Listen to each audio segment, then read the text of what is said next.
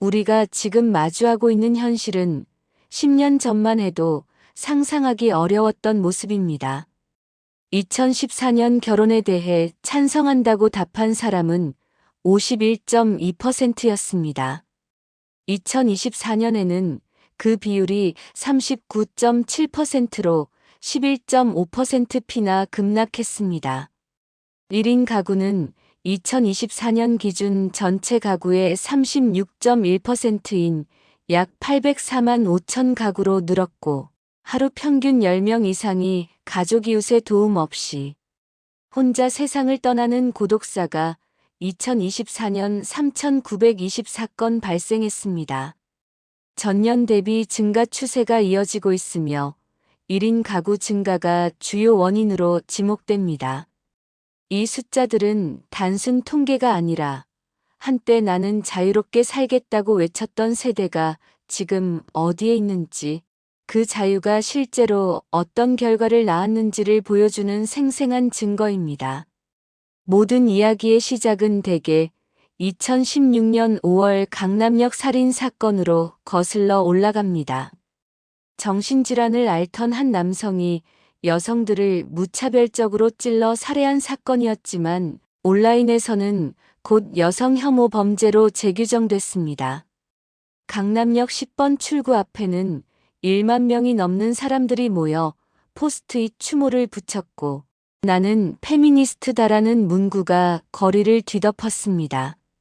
그 순간만큼은 많은 사람이 진심으로 슬퍼했고 함께 분노했습니다.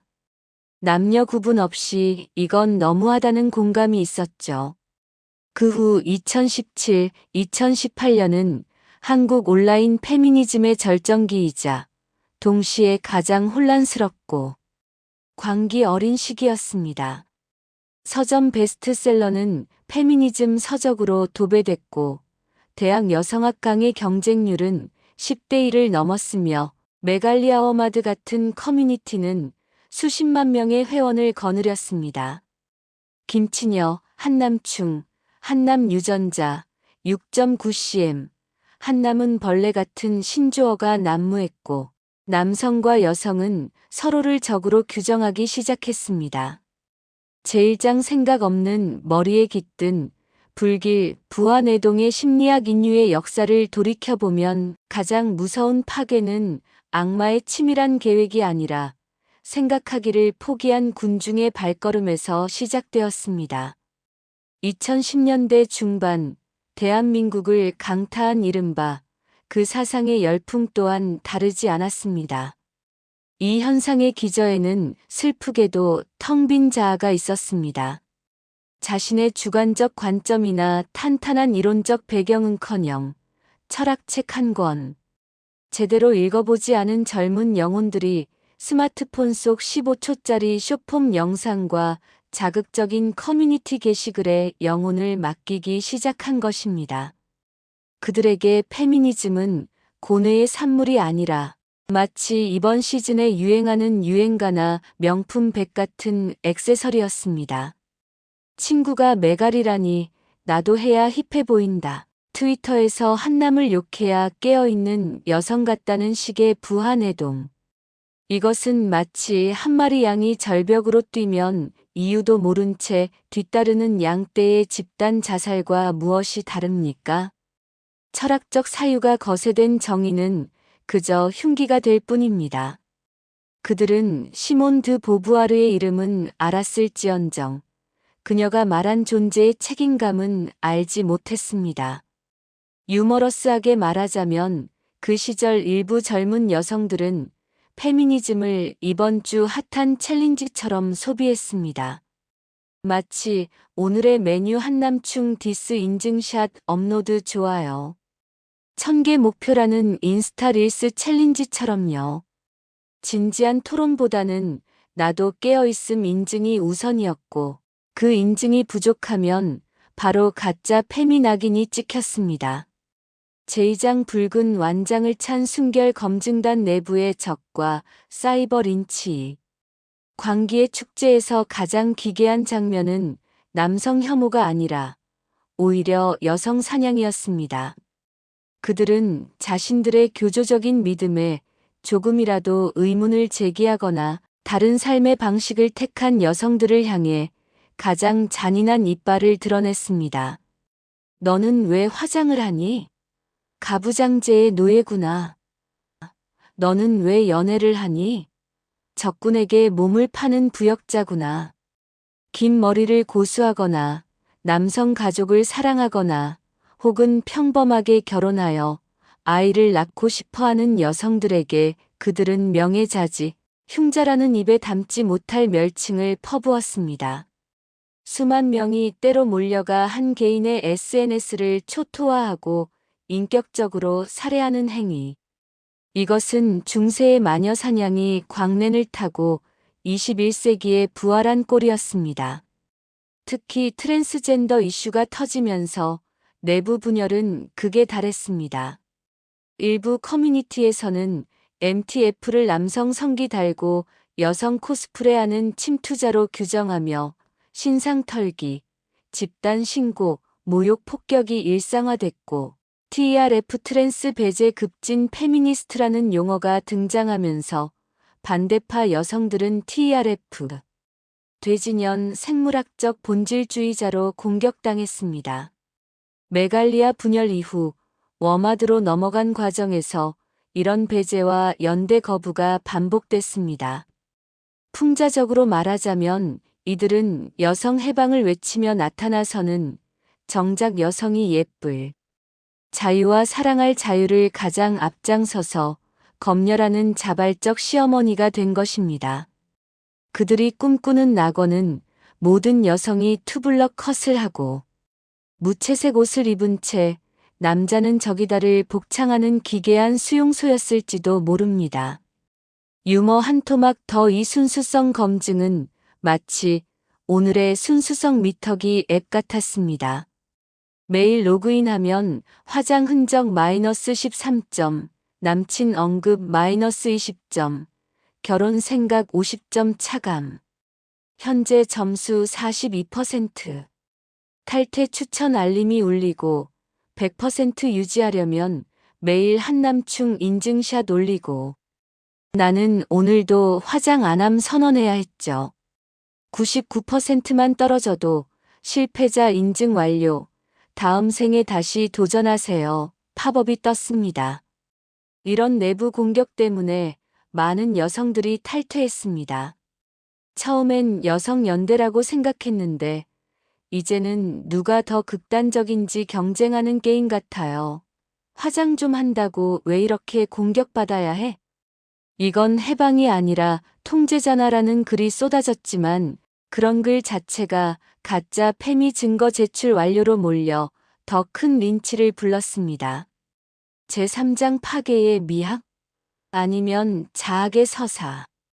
반사회적 폭주구들의 행위는 점차 반사회적이고 파괴적인 성향을 띠기 시작했습니다. 성스러운 성당의 벽에 낙서를 하고 대학 강의실을 점거하며 기물을 파손하고 심지어는 남아를 향한 끔찍한 혐오 발언을 서슴지 않았습니다.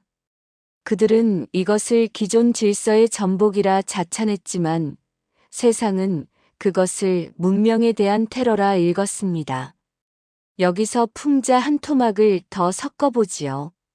이들은 마치 자신이 타고 있는 배에 구멍을 내면서 이 배의 설계자가 남자였으니 침몰하는 것이 정의다. 라고 외치는 정신 나간 선언과 같았습니다. 배가 가라앉으면 자신도 물귀신이 된다는 사실은 안중에도 없었죠. 그들이 부순 것은 가부장제의 벽이 아니라 남녀가 수천 년간 쌓아온 최소한의 사회적 신뢰라는 기초 자산이었습니다. 덕분에 대한민국은 전 세계에서 가장 거대한 사회적 실험실이 되었습니다. 남녀가 서로를 잠재적 범죄자와 가해자로 보게 만들었을 때 국가라는 공동체가 얼마나 빠르게 소멸할 수 있는지를 몸소 증명해 보인 것입니다. 제4장 마케이누의 예언과 텅 빈 유모차. 시간은 잔인한 대장장이입니다. 10년 전 비오는 당당한 승리라며 명품 백 사진을 올리고 남성을 조롱하던 그 언니들은 지금 어디에 있습니까? 일본의 마케이누 싸움의 징계 세대가 겪었던 그 비참한 경로를 소름 끼칠 정도로 똑같이 밟고 있습니다. 연애 시장에서는 스스로를 수출 금지 품목으로 만들었고 결혼 시장에서는 불량 매물로 낙인 찍혔습니다.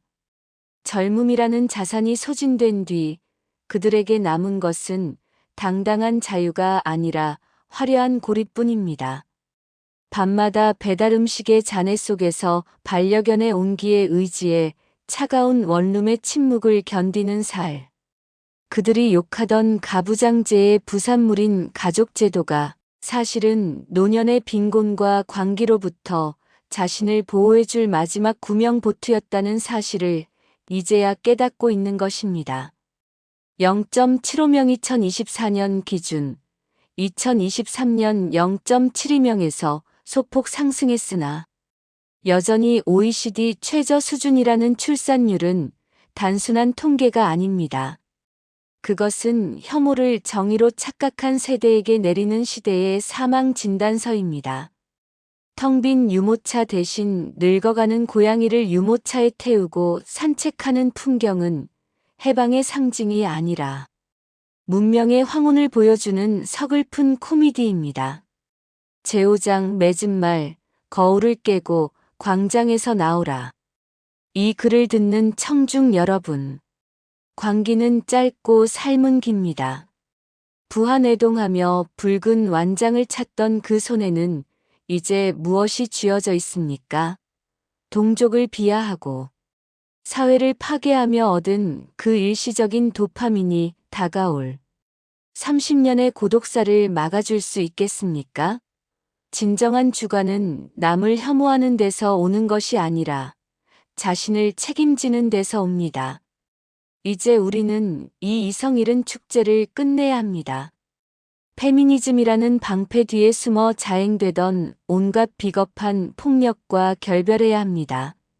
만약 당신이 여전히 그 광기의 계곡에서 헤매고 있다면 거울 속의 자신을 똑바로 보십시오. 당신이 흉자라고 침뱉던 그 보통의 여성들이 사실은 당신이 그토록 부정하고 싶어 했던 인간다운 행복의 마지막 조각이었음을 인정하십시오.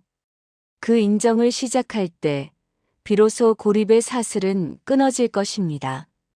이 모든 과정의 결과는 참혹합니다. 20대 연애 경험률 2015년 72%에서 2023년 39%로 하락. 이성 교제 경험이 전혀 없는 20대 18%에서 44%로 2.4배 증가. 20대 결혼 의사 없음 64%. 혼인 건수 30만 2천 건에서 19만 4천 건으로 36% 감소. 합계 출산율 0.75명 여전히 세계 최저 수준. 일본이 20에서 30년 전에 걸었던 길을 우리는 거의 그대로 따라가고 있습니다. 페미니즘 자체가 잘못된 건 아닙니다. 투표권, 재산권, 교육권, 평등 임금, 낙태죄 폐지 이 모든 건 여성의 삶을 바꿨고 사회를 더 나아지게 했습니다. 하지만 한국에서 페미니즘은 어느 순간 피해자주의, 영원한 약자 프레임 내부 순수성 경쟁 반사회적 린치 문화의 괴물이 됐습니다. 유머러스하게 말하면 그 시절 일부 온라인 페미니즘은 오늘도 순수성, 미터기 100% 달성해야 내일도 페미니스트로 살아남을 수 있어 라는 다이어트 앱 같은 분위기였습니다. 99%만 돼도 너는 실패자야. 탈퇴라는 알림이 울렸고 탈퇴 버튼 누르면 배신자 인증 완료. 다음 생에 다시 도전하세요라는 팝업이 떴죠. 반대로 남성들 역시 군 복무 2년 취업 지옥, 남자답게 살아야 한다는 압박 속에서 피해 의식을 키웠고 남자가 무슨 피해자냐는 말에 더 큰 반발을 느꼈습니다. 결국 남녀 모두가 같은 배 위에 있는데 서로를 적으로 여기며 싸우느라 진짜적 고물가, 고용불안, 주거난, 저성장, 고립된 노후를 놓쳤습니다. 이제 질문은 하나뿐입니다. 우리는 이 길을 계속 걸어야 할까요? 분노와 대결, 서로 물어뜯기, 내부 검증 게임으로 미래를 만들 것인가? 아니면 대화와 이해로 다시 손을 잡을 것인가? 10년 전 강남역 앞에서 남녀가 함께 슬퍼했던 그 순간을 우리는 다시 만들 수 있을까요? 그 답은 우리 모두가 함께 써내려가야 할 이야기입니다.